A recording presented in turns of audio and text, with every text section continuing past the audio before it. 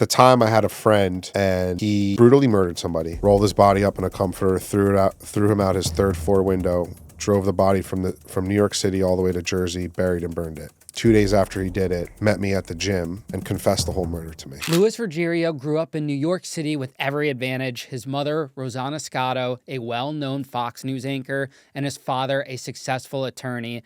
But behind the privilege and connections, Louis was secretly spiraling. College introduced him to Xanax, which soon led to harder drugs and constant trouble with the law, always covered up by his family's influence. But things took a darker turn when one of his closest friends confessed a murder to him, forcing Louis to testify in a trial that would change his life forever. Now he opens up about addiction, privilege, and his journey to finally getting clean. Louis, welcome to Locked In, man. So glad we could finally make this happen. Thanks, bro. I appreciate you having me. Yeah, thanks to Kevin for, connecting us. Yeah. And you launched your podcast, if you want to tell the audience about that. Yeah, I launched my podcast first week of May. It's called Nothing's Off the Table with Louis Ruggiero. It's all about overcoming adversity, people in sobriety who were, ex-addicts, ex-alcoholics, ex-gamblers. I'm an ex-gambler as well, so I've kind of been trying to focus on that a bit more recently with just all the gambling that's so prevalent now and legalized and stuff like that. So, yeah, started in May. It's been going great. I love it. I'm really enjoying it, and just the feedback I've been getting from people who are watching it and just giving people some hope that, there's a better way of life out there is really meaningful. So, but I couldn't have done it without, you and Kevin giving me some guidance, some help, and a little bit of the secret sauce. And appreciate you having me today, bro. Yeah, I think it's cool that you're able to create that and it's working, because so many people ask me on social media how they can convert their story into social media or getting a podcast going and stuff. So if they see people like you who, 6 months ago, never thought you would ever be doing a podcast, No. But you did have a story where you went through hardship in this world and you were able to convert it into something. I think that's really inspiring for people. Yeah, bro. I went through fucking hell for 12 years, from 18 until I was really 28, 30 years old. It was a lot of ups and downs, mainly downs. And the ups and downs weren't like, oh, I got a flat tire or I got a speeding ticket. It was like arrests, overdoses, moving across the country to try to get sober, bailouts, escaping jail time by mere inches, escaping death. It was just fucking chaotic, dude. Chaotic. Where'd you grow up? I grew up in New York City. Grew up on the Upper East Side. Went to school on the Upper West Side. Came from a, loving home with two parents who worked a lot. I grew up with, my dad's an attorney. Boring shit, though. Real estate law, nothing exciting. And my mom's a news anchor in New York for the last, she's going to get mad at me for saying this, but almost 40 years. 40 years? 40 years, bro. Wow. Yeah. She's on Fox 5. She's the co-anchor of Good Day New York. She started doing the 10 o'clock news back before I was even a thought. And it's just kind of progressed. She's like the queen of New York, as New York as it could possibly be. She's been with Fox the whole career? She started at ABC 7 in Atlanta when she graduated college. Then she moved up to New York. She was at ABC 7 in New York, and then they fired her because they didn't... Back in that time, bro, back in the 80s and 90s, they really loved the blonde hair, blue-eyed women, and they didn't... the Italian dark hair, that wasn't the look for TV news. So they fired her, and then she went to Fox 5, and she was in the field as a reporter and kind of worked her way up through the rankings. And I think in the early 90s, she started doing the 10 o'clock news as an anchor on the weekends, and then they moved her to primetime weekdays, and she's crushing it, bro. What was it like growing up with your mom on TV? It's I didn't know anything else, There was a part of me that when I was growing up, from before I was born up until sophomore year of high school, she did the 10 o'clock news. So she worked from 3 p.m. till midnight. So I didn't really see my mom that much. She would come home for an hour or so to have dinner with my sister and I, and then she'd go back to work. But, you know, all my friends and my friends' parents, like, oh my God, your mom's on TV. And, you know, it was so cool. And it was like, yeah, I'm like really proud of her. But also the flip side of it was like, I didn't see my mom that much. And as I got older, I would say like once you get to like middle school, high school stages, you start to realize that every move you make is being watched. And because my mom was so respected and so accomplished, that pressure automatically transfers over to you as a kid. And when you're making mistakes or you're getting in trouble, the spotlight's even bigger on you. And dude, I was in trouble from basically when I came out of the womb up until my late 20s, like constantly in trouble. I was a little kid, fucking stealing shit and getting in trouble at school, always getting suspended, detention. It was constant chaos. And then when I got to college, I found drugs and alcohol, and I was like, oh, this is fucking incredible. I love this. I feel so great. I don't have this pressure, and I don't care what people think of me, and I don't care that I'm getting straight D's in all of my classes. And it kind of, you know, went on from there. But I didn't really know what it was like to have a mom who wasn't famous or who wasn't in the spotlight. And I think as I got older, I kind of started to really understand the pressures that came with it, but also the flip side of it was that I had a lot more opportunities to succeed in life. And when I would get in trouble, there was a lot of easier way out. People liked my mom, judges, court officers, you name it, they liked my mom. So they gave me the benefit of the doubt that my family would straighten me out. And I've escaped so many fucking bad situations simply because I'm my mother's son, to be honest. Call it white privilege, sure. But yeah. Where do you think that trouble side of you came from? Dude, I don't know. I was just like, we say in AA, like, when I was born, like I felt like I didn't fit in my spacesuit. You know what I mean? Like I just didn't feel like I fit in the body that I was born into. And I always felt like I needed to be the loudest one in the room, the class clown, et cetera, et cetera. And it was just constant trouble, bro. I don't know if it was, I feel like I was an alcoholic before I was an alcoholic.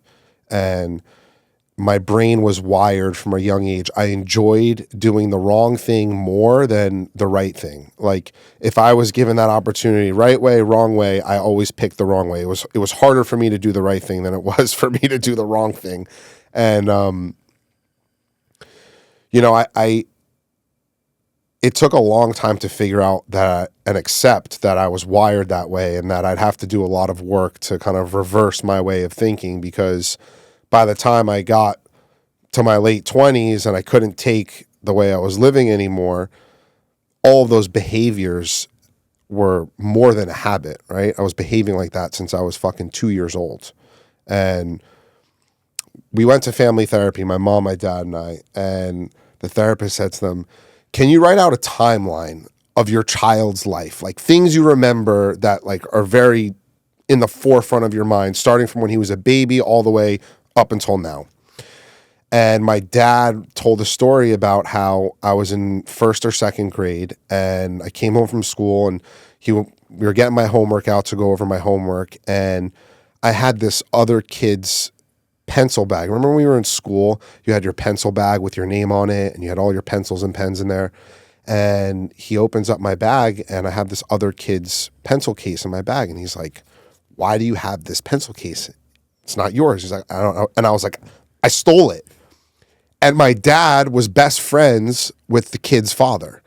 And my dad was telling me, he's like, I was so embarrassed that I had to go and take this pencil case back to the kid's father and say, my son stole this from your kid. I don't know what's wrong with him. But that is like, just like a small example of what I was doing before, you know, I was getting into like serious trouble. It was just those little things. Or I'd go to the bodega across the street. I'd steal a Snickers bar every time I walked in there for no reason at all. Mom, let me get $5. I'm going to buy a Snickers bar. Okay. I'd go take the $5, pocket it, and still steal the Snickers bar. It was just chaos from the jump, bro. Do you think your parents were present and loving as much as they could have been? Yes. I think that, there was a lot of times where I wanted my parents around more than they were. And, there were times where I was confused why my nanny was always picking me up from school and all my friends had their moms picking them up from school. And that also took me a long time to kind of realize that my parents were working their ass off to give my sister and I the best possible life that they could give us. And, the flip side of it is that I didn't see them that much. But when they were home on the weekends, it was very loving. My dad coached me in all of my sports up until I was in high school. My mom and dad came to every single basketball game, football game, baseball game. They never missed a game. So yeah, for the most part, if they weren't at work, they were very present and they were attentive and they were loving and they were caring. And, my sister and I never worried about food or a house or clothes. Whatever we needed, we got. Did your sister act out the way you did too? No. My sister's an angel. Older or younger? Older. I'm 31. My sister's 36. She, fucking straight A student. She could read a Harry Potter book in a day. She never got in trouble at school. Went to a very good high school in the city. Went to a very good college. No issues. And then there's me. It's like I can't even read a fucking coloring book at this point. I refuse. I can't do well in school. I have ADHD. I'm dyslexic. Blah, blah, blah, blah, blah. So she made your parents want to have another kid and then they got duped. Pretty much. I was the devil child. It's okay. I was a devil child too, but I was firstborn. Yeah, but look at you. You figured it out. It worked out, but it's still a lot of pain and hurt you caused them all those years too. Yeah. I'm sure your parents can relate to that. Yeah, and I think, the life I live now is the amends that I'm making, right? And the amends for me is not just, Mom, I'm sorry I did all of this to you. Forgive me and trust me and let's move on with our lives. Like, my amends is going to be every single day until the day my mom and dad aren't here anymore, and that's because of just 25 years of chaos that I caused and pain and suffering. And, when I was a kid, it was like, why does he behave like this? And then when I was an adult, it was like, is the phone call I'm getting tonight from the New York Police Department or from the hospital that my son is dead? There was no in between. When you were in high school, what were your plans for the future? If you had any, what were you thinking about getting into? I loved sports. I thought that I was going to go to college and I was going to become like a sports agent or work somewhere in the sports field. And I didn't really know. I think what I knew more than that was that I wanted to go to college and party and, hit on girls and like live that frat boy life. But I didn't really apply myself. I was just kind of like, oh, I'll figure it out. Like, everything was like what was right in front of me. There was never any like, oh, I'm going to do this and I have to accomplish these things before I get to that place. It was like, oh, I'll just fucking figure it out. I'll just wing it. And I think that also was a case of like confusion on what I wanted to do in life and also being my mom's son and the pressure and like I need to be this person to make my parents proud, when in actuality my parents were just like, if you want to be a garbage man and that will make you happy, like, go be a garbage man. You want to be a firefighter, go be a firefighter. It was just like these things that I put in my mind that weren't actually real. Do you end up going to college? I did. I went to George Washington University for 3 years on and off. Was that because of your grades or because of connections to get in? So in high school, I went to Catholic school from kindergarten through 5th grade, got kicked out. Then I went to this school in Brooklyn from 5th grade to 7th grade, got kicked out. Then I went to this school on the Upper West Side, and it was like it was like known at the time for kids who had gotten kicked out of the good private schools and like were troubled, but like they were nice and we're going to help these kids and they have learning disabilities, whatever. So I went to this high school and I got in trouble my sophomore year. Got into a fight with this kid in class, and all the deans wanted to throw me out, and the headmaster was just like, this kid, like, he has something, we just need to straighten him out. And he, instead of kicking me out, he actually sent me to Africa that summer. He sent me to Tanzania with one of my teachers, and I did 30 days community service in Tanzania. It was actually an incredible trip. Can't talk about everything that happened on that trip. Shout out Mr. C. But it was a really amazing trip. I came back and I did really well my junior year, my senior year of high school. I did well on my ACT somehow. I got into GW, and my first semester at GW, I was pledging a fraternity, and I was offered a Xanax for the first time. And I'll never forget the feeling of just like relief and comfort and like nothing else mattered anymore and that I was okay. And that was kind of where my addiction really started. Like in high school, I didn't really try hard drugs. I drank occasionally. I smoked weed a lot, but I played 3 sports, and like athletics for me is kind of what kept me out of trouble. So I didn't really have that addiction thing in high school. And then when I got to college and I tried a Xanax for the first time, I was like, ooh, I like this. I want to feel like this all the time, you know?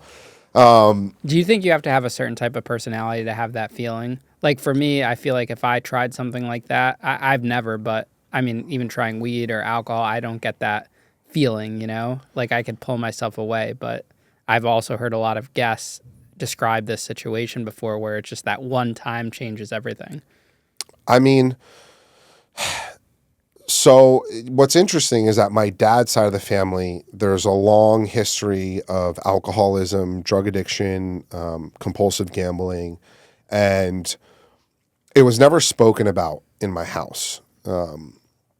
And when I got to college and I tried it for the first time, like it was like whoa, like I've never felt this good before in my life. And it wasn't necessarily like the physical sensation of doing drugs for the first time. It was more of the emotional sensation of like my brain that's constantly saying I'm not good enough or I don't fit in or I'm not worthy, was finally like turned off.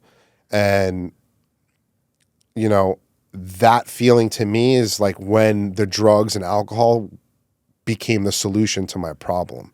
Because my problem isn't drugs and alcohol, my problem is my thinking. And even when I'm not on drugs and alcohol, my thinking is skewed. And that's where the journey has taken me. And that's where I've had to understand that like I can stop drinking and drugging, no problem. But my way of thinking is just fucked up, bro. And unless I work on myself and fix that, I'll always go back to the drink or I'll always go back to the drug. What happens after you tried that Xanax for the first time? Dude, I was, my nickname in college was Barstar. Barstar? Barstar. Why Barstar? Bro, I was just eating Xans all day. Oh, like a bar of Xanax. Yeah, okay. like a bar of Xanax. Yeah, so I was the Barstar, and I was like buying Xanax off Silk Road when Bitcoin was like $12, and it was showing up to my college dorm in like fucking Chinese DVD boxes. And I went from like, bro, I was like, tried my first Xanax, and then like 2 weeks later, I'm doing 20 milligrams of Xanax a day. Wake up, pop 2 sticks, start my day, not go to class, 2 more sticks, 2 more sticks, 2 more sticks, drinking. And my first semester of college, I come home for Christmas break, and my parents were just like looking at me. They're like, something's off. We don't know what's up. And I go out one night, I get super fucked up, and when I was out, I wasn't answering my phone, whatever, so my dad went through my backpack and found like a Ziploc freezer bag full of just Xanax. Like stuffed, bro, stuffed to the brim. And the next day, I walk into the kitchen, my dad's like, he's like, what's this? It's my friends. He's got a problem. I took it from him. I don't want him doing them. My dad's just like looking at me like, dude, like, you think I'm some fucking rookie, you know? And I convinced him that everything was fine. I go back to, second semester freshman year, and my second week back, I basically was 5150'd by Metropolitan Police Department in DC. They found me sleeping on the Lincoln Memorial Bridge at like 3:00 in the morning. And I was like, dude, I was fucked up. And, talk about white privilege. I was supposed to be there for 72 hours. And at the time, my mom was very close with the police commissioner of New York, and she called him and she was like, you got to get my son out of there. He calls down to DC. My mom comes and picks me up like 12 hours later. I come home, and I basically tell him like, I'm in a bad place. I'm not addicted, da, da, da, da. They send me to a intensive outpatient in Lower Manhattan called Hazelden, which is actually where I met Kevin. We were in group together, and that was the first time you guys met? Yeah, that was 2013. Wow.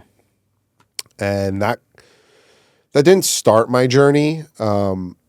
It was like I really believed at that time that I wasn't an addict or an alcoholic, that I just was in a bad place. And I stayed home for the rest of the semester, and it was kind of this agreement with my parents that like when I go back, I'm going to drink, I'm going to smoke pot, and I'll pee in a cup once a week with my therapist, and as long as I'm not doing any other drugs, like everything's fine. And that's what I did. I went back, tried doing that. Next thing I know, I'm like timing when I can use cocaine and Xanax and other drugs, how long it takes to get out of my pee, and not show up to the therapist, say I was in a tutoring session, and just like the craziness, the lies, and the deceit was in like full effect. And my second semester, sophomore year, I get into this crazy bar fight.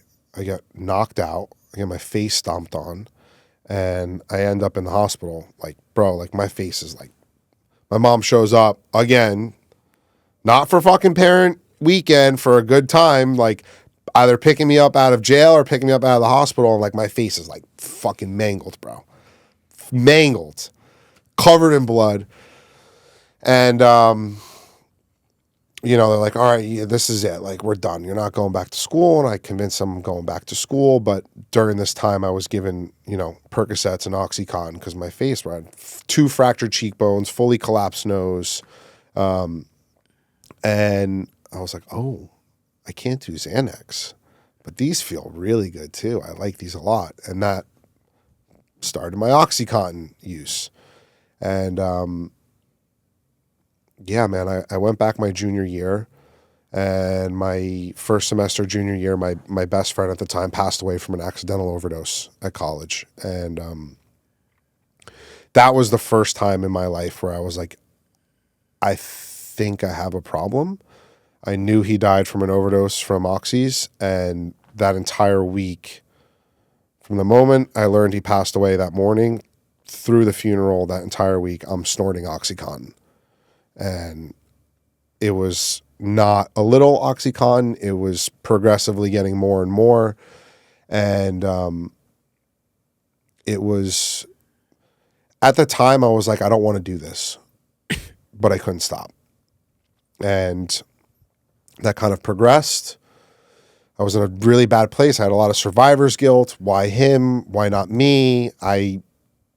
I'm the piece of shit. He was not. He was a great kid. He deserves to have a second chance. And I wind up going, about 6 months later, I'm at Marquee, the nightclub in New York City, and I'm back to doing Xanax again. I'm mixing Xanax and Oxycontin. I'm drinking. And I stole a woman's purse from Marquee. And I walk outside. I'm fucked up. I walk outside, and an undercover cop is like, whose bag is that? And I'm like, oh, Like, it's my girlfriend's. And they're like, what's your girlfriend's name? I'm like, well, like make up some name. The cop goes through the bag, sees the license in the woman's bag. It's obviously not my girlfriend. And he asked me for ID. I hand him a fake ID, and a bag of Coke falls out of my wallet.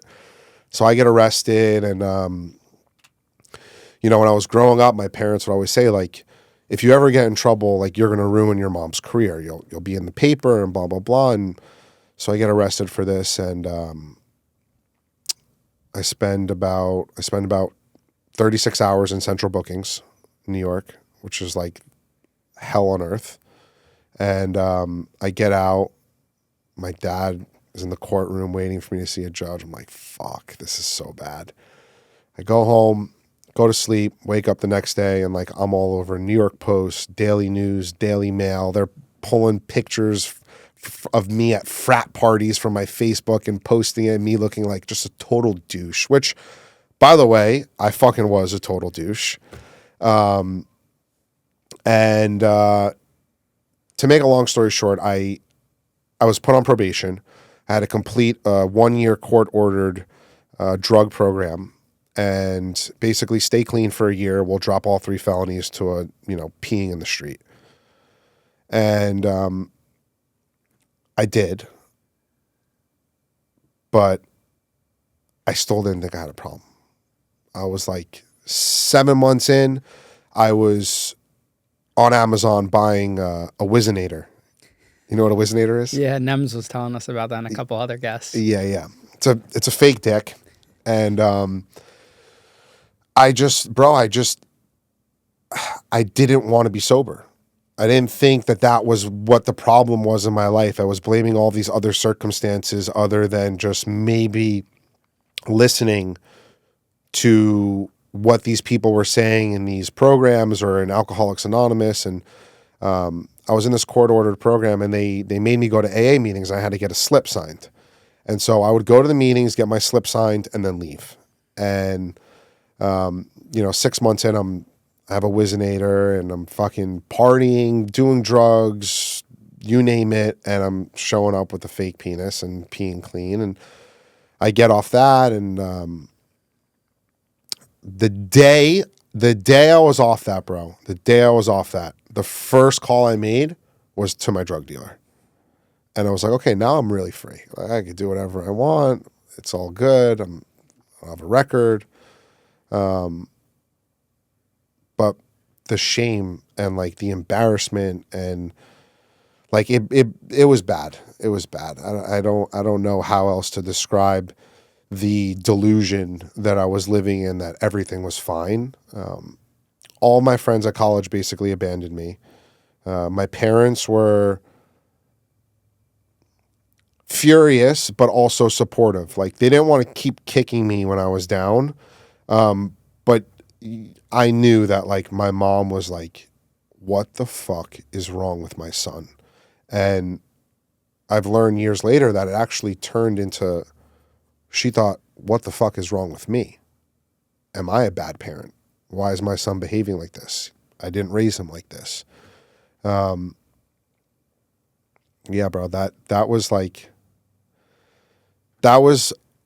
a slight message from God being like, all right, bro, I'm going to put you to the fire, and here's an opportunity for you to like open up your fucking eyes and see what's going on. And if you go this way, things will get good, and you can go this way and it's going to keep getting worse. And I went this way and it got worse. Now, was getting into that program to get the charges dropped standard for a first-time offender like you, or was that like a special privilege because of your mom's connections? Because I know in Connecticut we have a program like that, like for a first-time offender. I think it was, so it was twofold, because when it happened, the Manhattan District Attorney really wanted to fuck me because of who my mom was. And they didn't want the press to be like, oh, the kid's getting off easy because of his mom. And if this was someone else with not as good circumstances, he'd be in Rikers or whatever the case is. But I think it was a little bit of both. I do think that they were like, okay, he comes from a good family. He's a fucking junkie and he needs to get his life straight. And then there was also the part of it that was like, there needs to be some type of consequence for him. And that was the court ordered. Normally, I think it'd be shorter than a year. But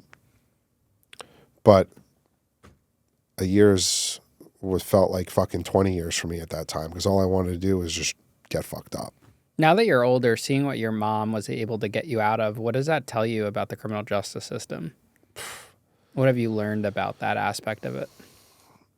You know, I have this conversation a lot with a lot of people because I feel like the criminal justice system is not set up to actually help people, right? And I think obviously there are crimes like murder or armed robbery or violent crimes or sexual assaults. Like, even in some of those cases, you could make the case that these people are emotionally unwell, and throwing people in prison isn't actually helping.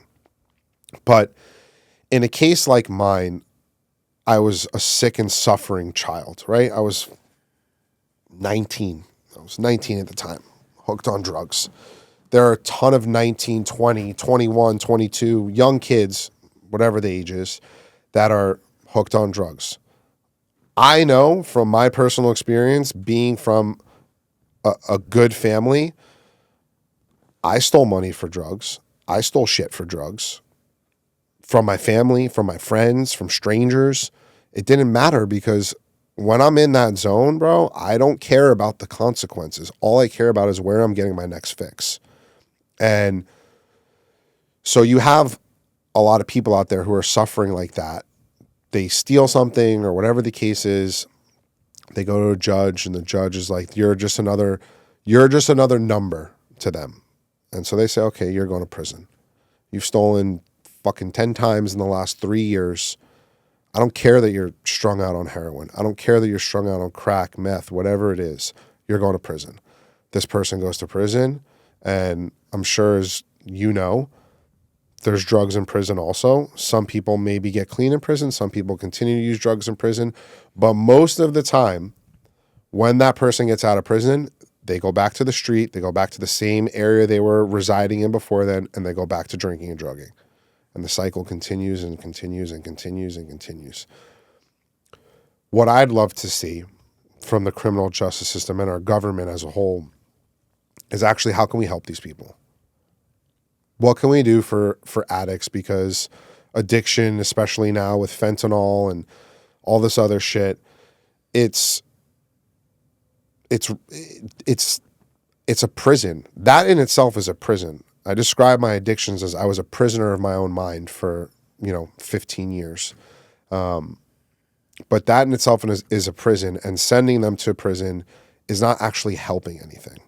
So instead of sending these people to prison, why don't we create state programs or state rehabilitation centers with drug and alcohol counseling, and fucking send them to there and actually try and help these people. And even if it only works for 10% of those people, that's 10% more that we're actually helping, compared to just this revolving door of addicts in and out of the criminal justice system who get out, commit crimes, or die.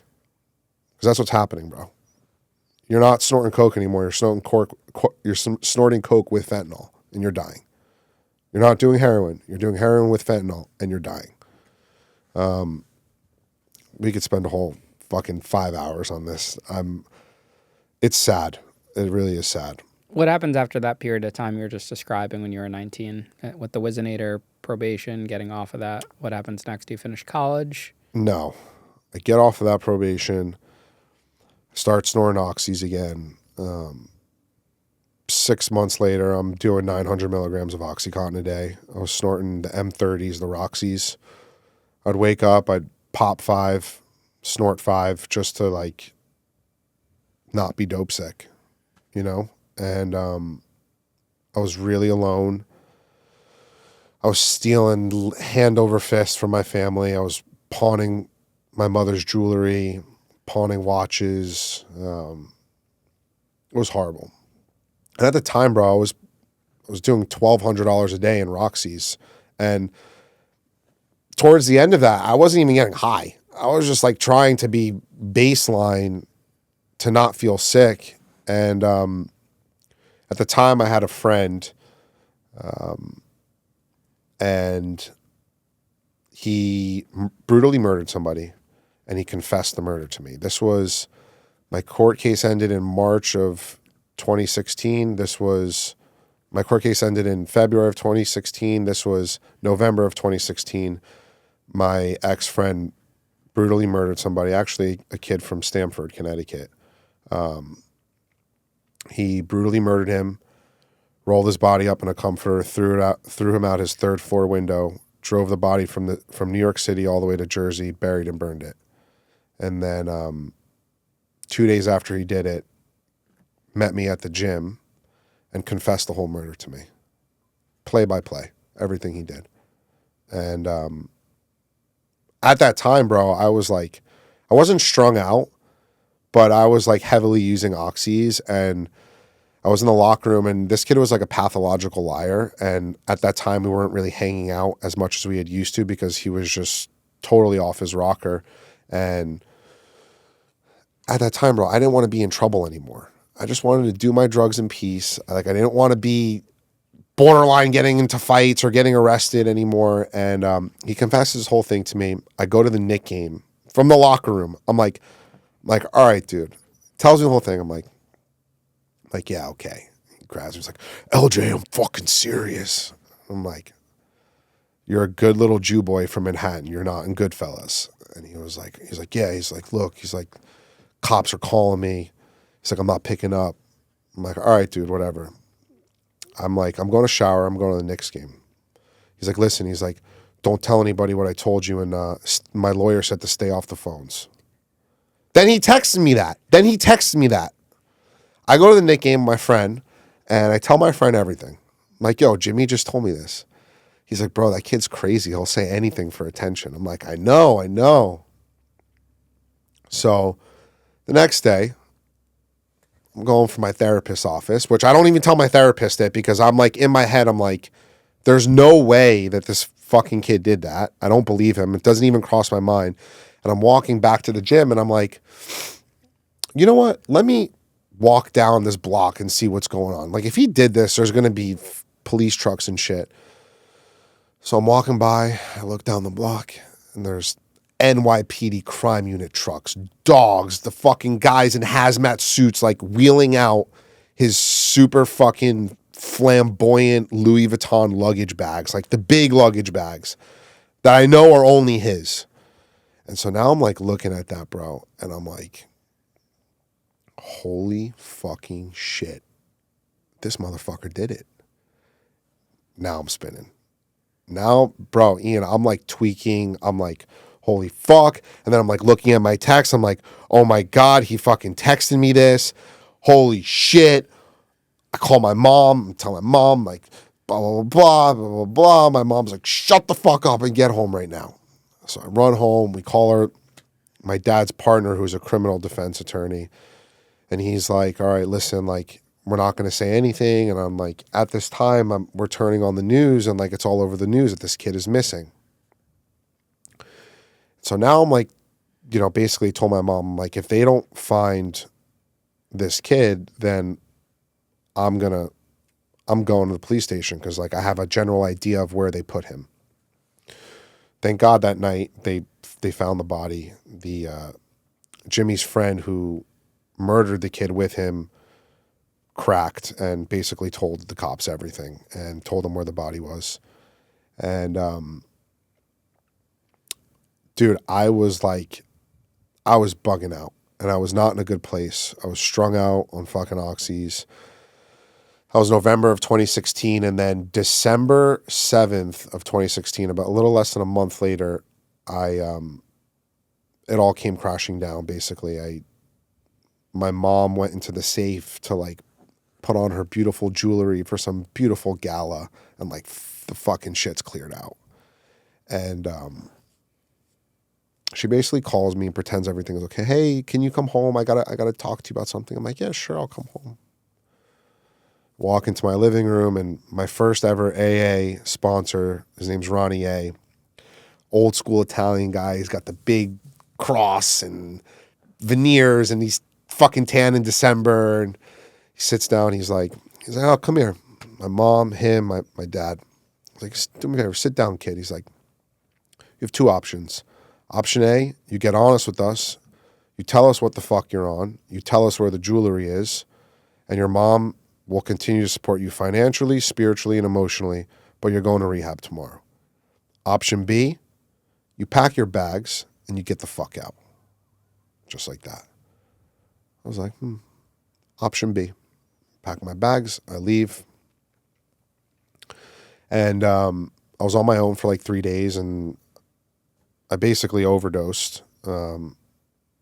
Came home, got on my hands and knees, begged for help, and I went to rehab the next day. Went to Sierra Tucson. That was my first real moment of like, okay, I can't keep living like this anymore. And was in rehab for 40 days, and then I went out to LA and to go to sober living. And day 2, I'm in sober living. I get subpoenaed by the FBI for the murder trial. And, they basically were like, they had fucking Snapchat pictures me and him would send each other. Like pictures. Remember when Snapchat was like the thing? It's still kind of hot right now. It's still kind of hot. It is. But I remember, yeah. And like, it's like it deletes. Once you view it, it deletes. No, bro. They had everything we send each other on Snapchat. And this is because they wanted you to testify and they saw your texts between you guys? Yeah, and like we were doing shit that wasn't legal together. We were doing fucked up shit. We were both fucking addicts, junkies, bookmaking, drugs, you name it. We were trying to do it. And so to make a long story short, they were like, yo, like, are you either going to tell us what he told you? Because he texted me saying, don't tell anybody what I told you and stay off the phone. Fucking genius. And, or you tell us what he told you, or, good luck. We may charge you with some things and you'll be on your own. And basically I talked it over with my family and my attorney, and I was like, look, like I'm, 60 days sober. Like I want to clean my life. Like I had nothing to do with this. I'll tell them what he told me. And we basically met with them, and I told them what he said, and then they gave that information to the district attorney in Manhattan, and then that embarked fucking 3 years of 2 years of me flying back and forth from LA to New York to prepare for this trial, which, the funny thing is, like, that whole time, bro, the DA, the Manhattan DA is telling me, don't worry, we're going to offer him a plea deal of like 25 years, and he's going to take it. You won't have to testify. So I don't want to fucking testify. A, I don't want to testify because it's going to be all over the papers again. B, if I testify, they're going to cross-examine me, and he's going to tell his lawyers all the dirty shit that he knows about me, and I'm going to get fucking plastered. And see, bro, I didn't want to deal with that. No plea deal. He went to trial. I testified. And I was the last witness the prosecution called. And, the prosecution was basically like, I was like their ace in the hole. I was their star witness for that case because there was a lot of circumstantial evidence. They didn't know Jimmy was blaming Larry for the murder. Larry was saying that Jimmy did it and I just helped clean up the body. And so they couldn't pin which one actually did it. And the only thing they had that was substantial was his confession to me. So that was a very trying time in my life and my early sobriety.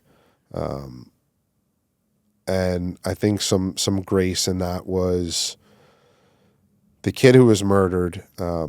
His father called me after the trial, and after he was sentenced, Jimmy got sentenced to 28 years to life in prison.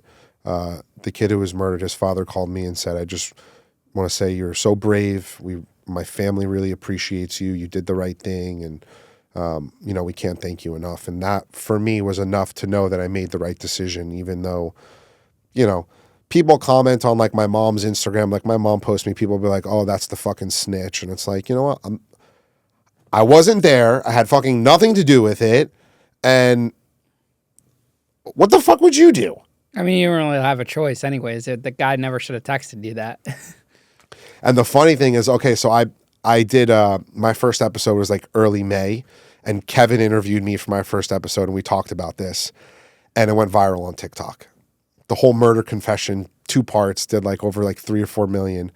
And then someone from Jimmy's Instagram account posted a picture of him, and it was like, never rat on your friends and always keep your mouth shut. So I'm like, oh, fuck. So I call my dad's partner, and I'm like, realistically, what are the chances of this motherfucker getting out on parole in 40 years? And he starts laughing. He was like, yeah, it's probably unlikely. But, I mean... He probably would have went down, though, regardless. Yeah, and I think the kid was delusional. And he's obviously a sociopath and has shown absolutely no remorse for what he's done if he thinks that the attitude is some mob movie that, like, you're never in the mob, bro. Like, I actually met him because his dad who adopted him was best friends with my mom. He was like this famous jeweler to the stars. He did like engagement rings for Melania Trump and earrings for Oprah, and calls my mom one day. He's like, oh, this kid showed up on my doorstep. Long story short, we took a DNA test. He's my son. Lo and behold, we found out later on that it wasn't actually his adopted son. It was his little fucking boy toy, and that he was basically gay for pay. Are we allowed to say that on here? Yeah. People have said way worse. Yeah. So yeah, it was a fucked up story. And Netflix is doing like New York Homicide, or like they do those homicide specials. They're doing one on the Jimmy Rackover case, and they asked me to be on it, and I was like, no, I'm good. Like, rather tell it from my side of things. So yeah, that happened. It's fucked up. How did you stay sober during this whole period? I didn't have a choice. I really didn't have a choice. But at that time, I had accepted I was an addict. I was going to AA meetings all the time. I made all these new young friends in Los Angeles, in recovery, in sobriety, and I was enjoying being in sobriety. And I had a new job. I was working at this concierge company doing like high-end events and experiences, meet and greets with Taylor Swift and shit like that. And I started making a lot of money. The court case ended, and then I stopped going to AA. And long story short, that was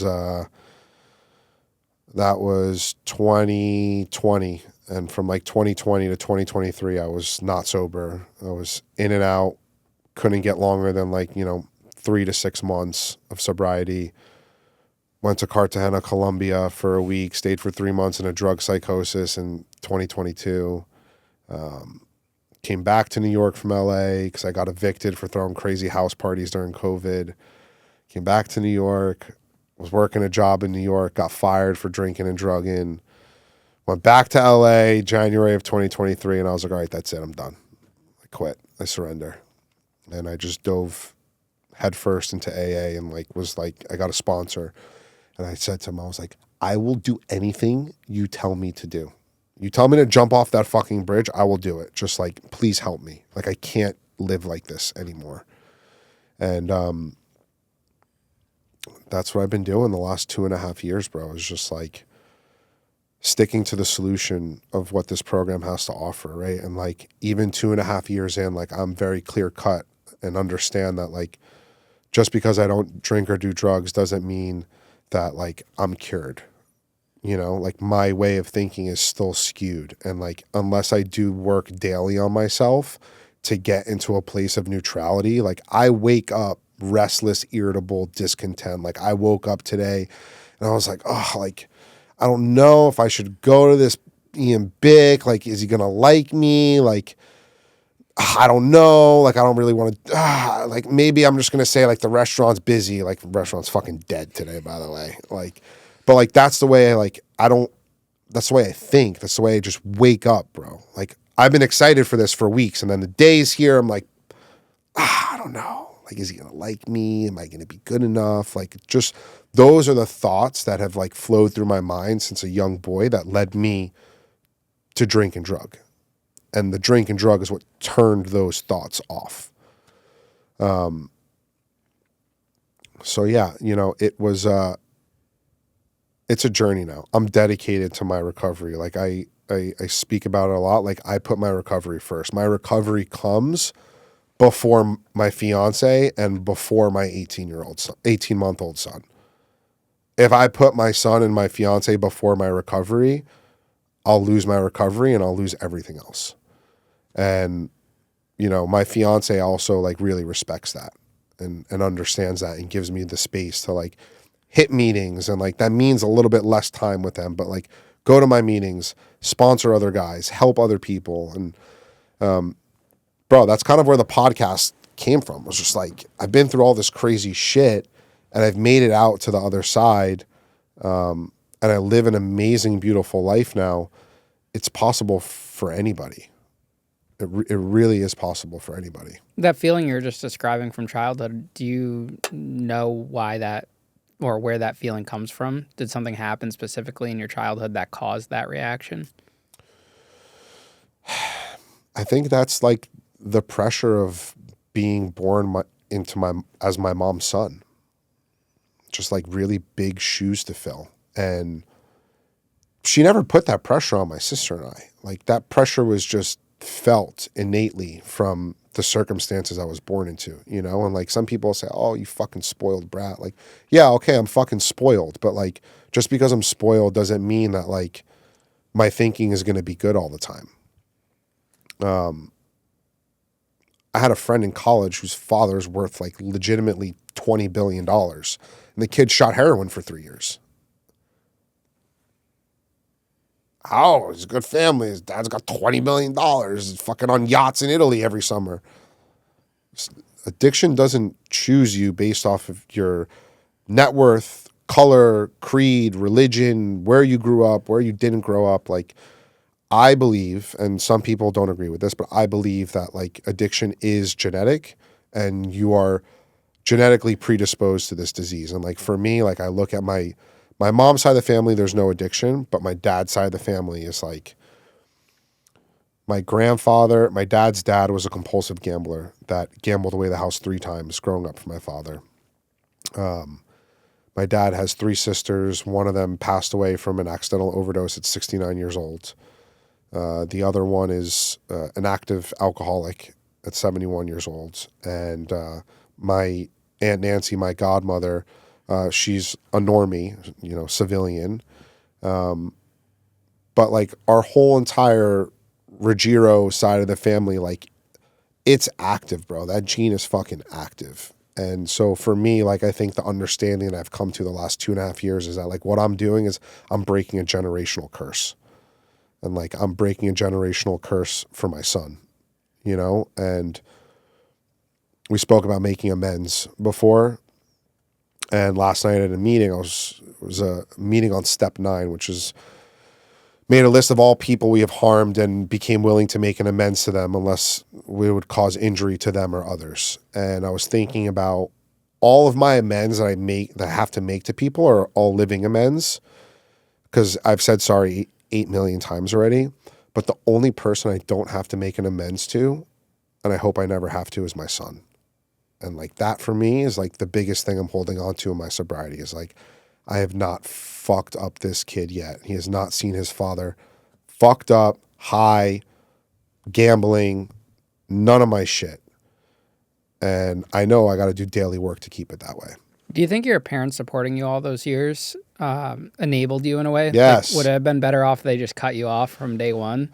So I'll speak specifically to my compulsive gambling. I don't know if my mom's gonna like this. I don't really give a fuck. My mom has bailed me out 7 figures from my gambling addiction the last like 8 years or so. And listen, my mom, there were times where I'd call her panicked, like if I don't get this money, I'm going to go to jail or these guys are going to kill me. And my mom didn't want that, obviously. And so she bailed me out. But every time she bailed me out, it enabled me to keep doing it because I never faced any real consequences. I never faced any real pain or like hardship to get out of like a $300,000 jam. It was just like, call mommy and like make some fucking sob story up and pray she bails me out. And like the flip side of it is like, okay, I'm sick. I'm a gambler. But the worst thing you could do for any addict, whether it's drugs, alcohol, or gambling, is bail them out. I think specifically my gambling could have been shortened if like the first time I ever got into a jam, it was 10 grand to a bookie and my mom paid it and said, I'm only doing it this one time. I'll never do it again, which was a lie. She did it like 100 more times. But if that 10 grand, she was just like, no, I'm not giving you money for gambling. I'm not bailing you out. You're a fucking moron. Fucking figure it out. Go get 2 jobs. If she had said that to me, I'm not saying I would have never gambled again, but maybe not. Maybe I would have been like, okay, this is so fucked up.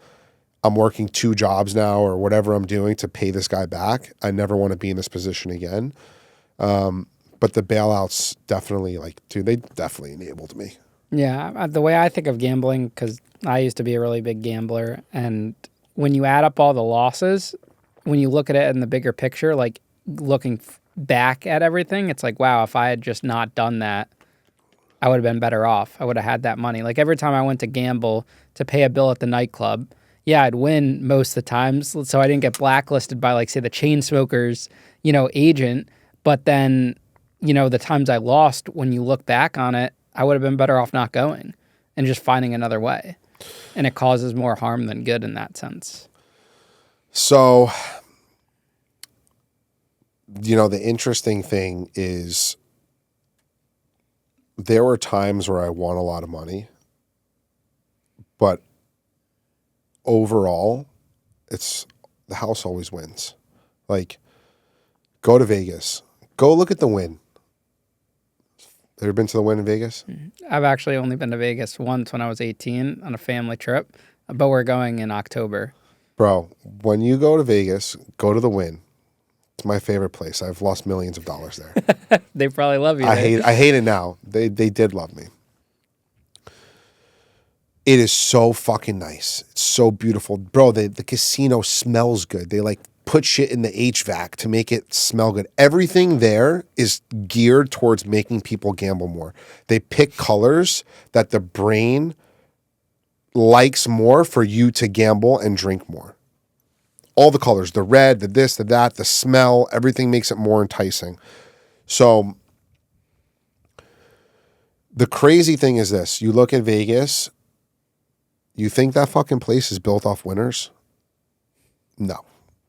And yet you keep going back, and they suck people in. I think now, bro, it's like you could gamble and your boxer's laying in bed from 9 a.m. until 9 a.m. the next day. I used to bet $5,000 on Chinese ping pong. And you couldn't watch it, bro. I would just sit there and watch the ball go over this fucking screen back and forth, because there's no streaming. Where am I going to stream Chinese ping pong? Bro, now you could literally bet how much prison time Diddy's going to get. Isn't it crazy? It's the craziest thing. It's the craziest thing. You can bet anything. But I've seen, those apps, how insane, you could lose money very fast. It's just quicker than ever. And the crazy thing is this. The more you bet, you'll get a host. Let's say, oh, Ian, you lost $50K this week. Here's 2 fucking front row tickets to the Yankees World Series game. Or we'll give you lost $50K this week. Here's $5K in free bets. They just keep sucking you in. It's like, bro, I don't care how rich you are. You lose $50K in a week. You got a problem. $50K is $50K. And they prey on these people. Did you see the story about the dude, a young guy who worked for the Jaguars, the Jacksonville Jaguars. He was like in the finance department, and he basically stole $22 million from the Jaguars through like this virtual like payback program. And he was like making fake invoices, stole 22 million. Of that 22 million, $21 million was deposited over an 18-month period of time into his FanDuel account. It's crazy. And his FanDuel host was texting him like, yo, I know this is against like the protocols and like whatever, but like, why haven't you bet today? Like, we're going to fly you out to F1 Miami. Like, and like they looked at his LinkedIn. He was just like account manager at the Jaguars. Like, how does an account manager at the Jaguars have $21 million to gamble? But they don't care because it's money. How do you think your parents feel about you now? I think I'd say the last year there's been a shift in, I think it's less fear and worry. I think they finally are like seeing that I'm taking my recovery seriously and I'm really committed, and it's not like a 3-month stint and then I'm back to my bullshit. Like a couple weeks ago, my mom and I got into an argument in the kitchen over work. And, I yelled at her and I walked outside, and as soon as I walked outside, I was like, fuck, I got to go back in and apologize. I walked right back in and I said, Mom, I'm sorry for yelling. She's like, you can't yell at me. I'm like, I'm sorry for yelling at you. Like, I shouldn't have done that. And she kind of looked at me and she was like, okay, I forgive you. She was like genuinely confused that like I came back in to apologize. And she said to me a couple of days later that like, that showed real growth. And like, those are the kind of behaviors that when I exhibit, that she now knows that like I'm taking this shit seriously and that like I'm genuinely trying to change. But I don't think my parents will ever fully trust me again. Like, I caused 15 years worth of chaos. They may never trust me again. And if they do, it'll probably take 15 years of like absolutely no chaos for them to say I trust you.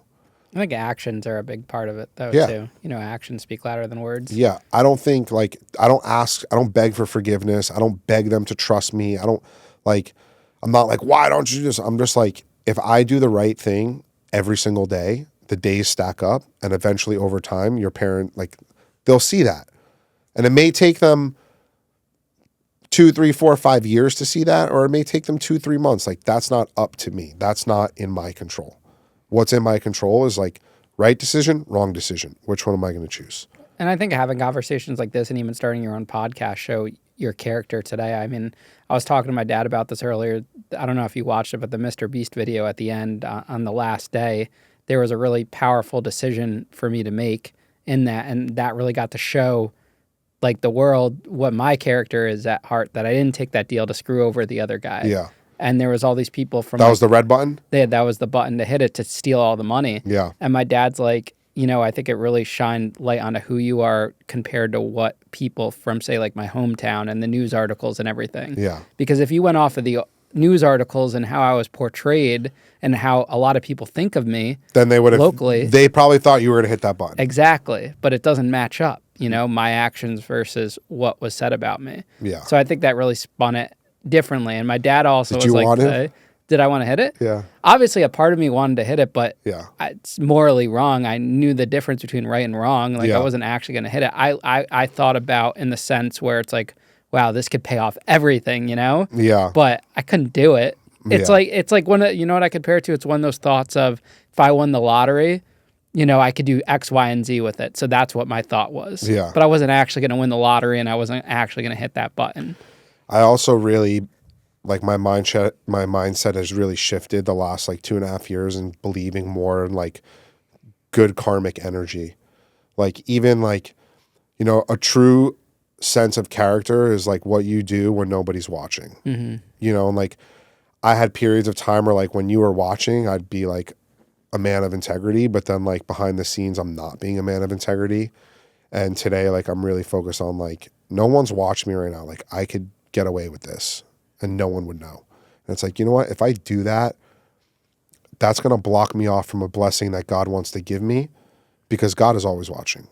And you know, you don't have to necessarily believe in God. It could be a creator, higher power, whatever you want to call it. But like, I believe now that like those things you do behind the scenes that no one's going to give you credit for are opening your life up to all of the amazing blessings that you will receive that everyone can enjoy together.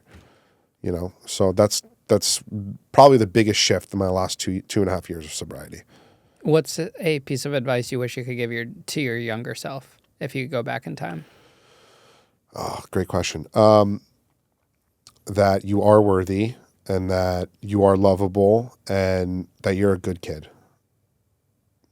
Last part especially, because I was a bad kid. I love that. Well, Louis, thanks so much for coming on the show today, man. Thanks for having me, bro. Appreciate it. Yeah, I appreciate it, and looking forward to doing yours now. Yes, sir. Awesome. And we'll have the link to your podcast and everything in the description of this episode. I appreciate that, bro.